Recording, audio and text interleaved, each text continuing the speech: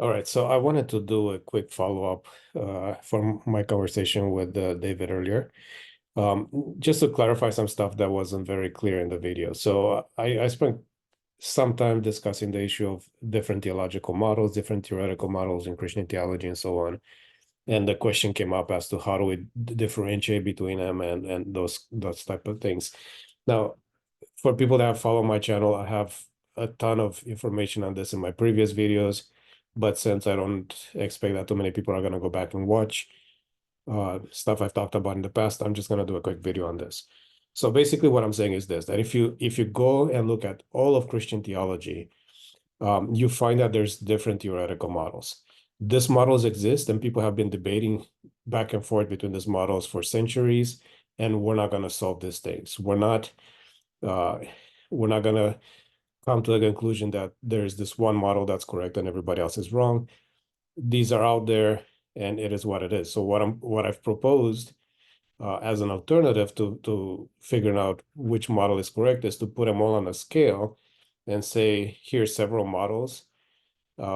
There's some kind of threshold of viability, and this collection of models is viable, while other models that exist out there are not viable for various reasons. So, for example, some of the most common models that I've come across are the Catholic or the Orthodox models. They're fairly similar, so I kind of mush them together. There's the Protestant model, the traditional Protestant model. There's the Neo Orthodox model, and then there's the liberal model, and you have things like the fundamentalist model, which I would say doesn't qualify as a valid model because of various reasons. But anyway, these models exist. These models, several of them are viable as far as Christian academia is concerned. Um, we can argue till we're blue in the face about which is the correct one, but I'm saying let's drop that debate, put them all on a scale and say here's what the valid models are, here's which models aren't valid. And then when we come to Adventist theology, let's decide how Adventist theology compares to all of these models. So instead of one critic coming at Adventism and say, hey, I'm coming from the liberal perspective, and you guys are wrong because your stuff doesn't line up with my way of thinking. And then some other guy comes from the Protestant perspective and says, you guys are wrong. But it's like, hey, you guys disagree with each other just as much as you disagree with us. That's not meaningful to us. You've been debating this for centuries. Why exactly do we care? But if we say, no, okay, let's say all these models are valid, they're legitimate, they're academically sound, they're internally consistent, whatever, we put them on the scale, then we could say, okay, if we bring a new model to the table, how does this new model compare to the viable models versus the ones that aren't? So um, what are the characteristics of the models here that are viable? What are the characteristics of models that are not viable? And where does Adventism fit on this scale? Then we actually have a way to evaluate the situation. And if after we've, you know, done this work, and if we've created our scale, and then we said, okay, you know what, Adventism does seem to fit uh, with these other models. It does seem to have a logical structure. It does seem to make sense, and it could be a viable model. Then, if somebody has specific issues, like we had our conversation today about historicism, then they need to evaluate how historicism fits from within this model. If the model itself is viable, then let's think through the logic of this model and see how historicism fits within this logic.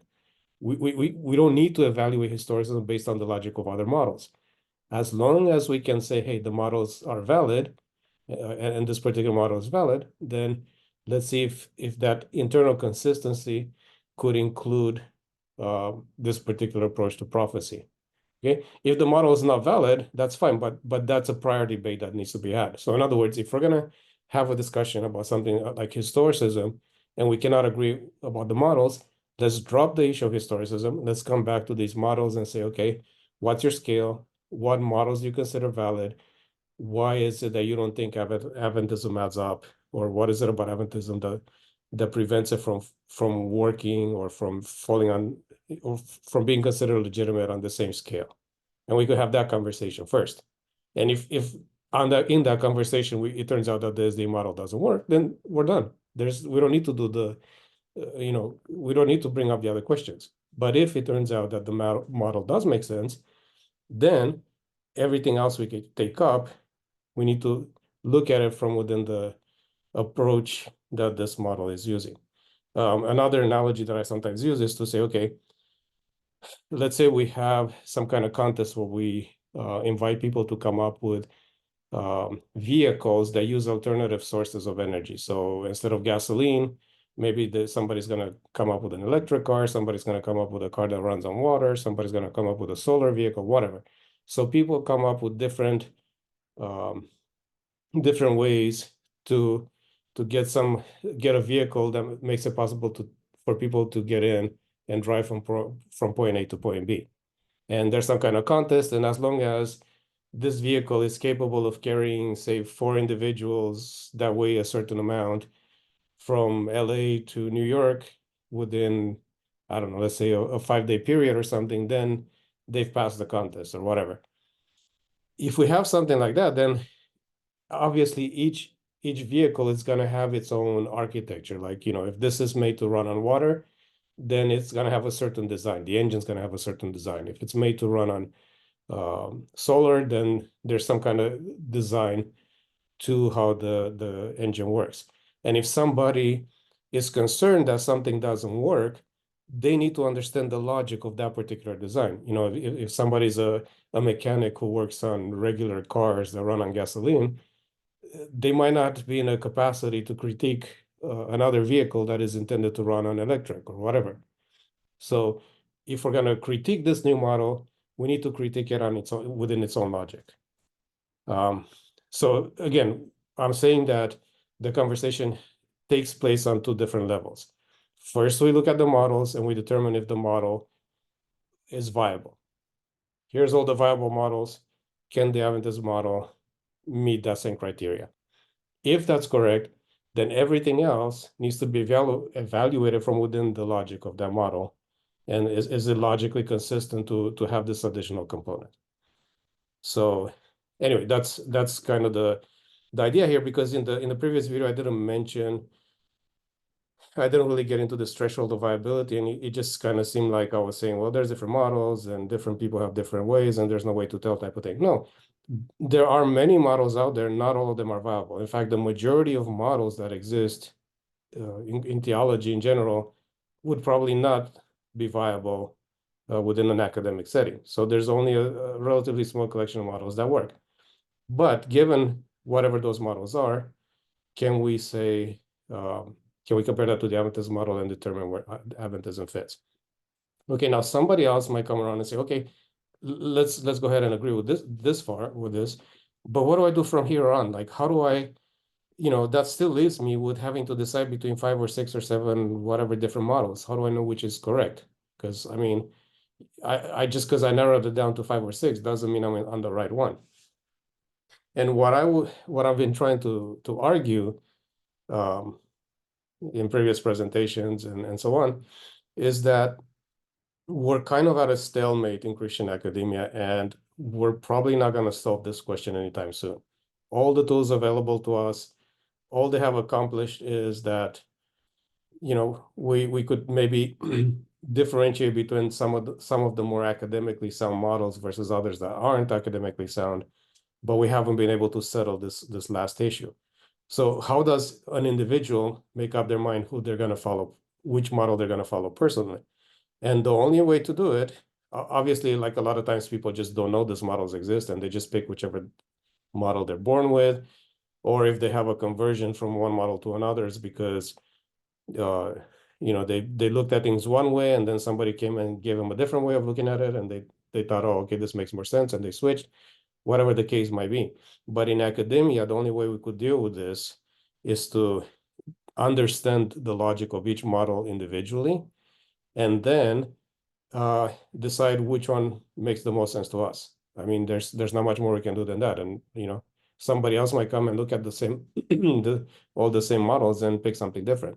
But the most I can do is I can really take the time to immerse myself in each one of these models and understand their internal logic, understand all the criteria, it's trying to reconcile all the elements. I could look at how it fits with science. I could look at how it fits with philosophy. I can look at how it fits with scripture. I can look at all these different things. And then I can decide which one I think makes the most sense for me. That's the most I can do in terms of working within an academic um, environment, so to speak. But beyond that, I can put my faith in God and say, look, I want to be as sincere as possible. I want to, you know, I want to follow the truth, whatever it may be, and I'm willing to adjust my beliefs according to the truth. And I could pray that God leads me to the truth, and I can do my best to follow the light wherever the light is leading me. So in other words, within an academic setting, the most we can do is go with the one that makes the most sense. But personally, we could go beyond that because, we believe that God is real and that God is a personal God, and he can actually guide us. He can himself guide us to a knowledge of the truth and go from there. But what we cannot do is settle this question, even though people seem to constantly be trying. In other words, there's endless debates in among Christians in Christian theology. Each person saying like, no, this model's right, this model's right, and they go back and forth. They've been going back and forth for centuries, and it doesn't seem like it's making any progress. In fact, people are just coming up with new stuff all the time, and rather than bringing this different points of view together into some kind of harmony, or into like, people come to realize, oh yeah, these models don't work and there's only one left. No, rather, with the more time passes, the more models show up, the more models are concocted by people, and it's harder and harder to make this decision. Unfortunately, that it is the reality of where we are today. But that doesn't mean that we're stuck there. We can still look at things from this perspective of a threshold of viability, and we can trust that God will lead us wherever he wants us to go, and give us light and understanding beyond what we can accomplish in an academic setting. So that's more or less my take on the model issue. And I'm gonna do a separate video about the question of God models, because we mentioned classical theism and open theism and all these different things.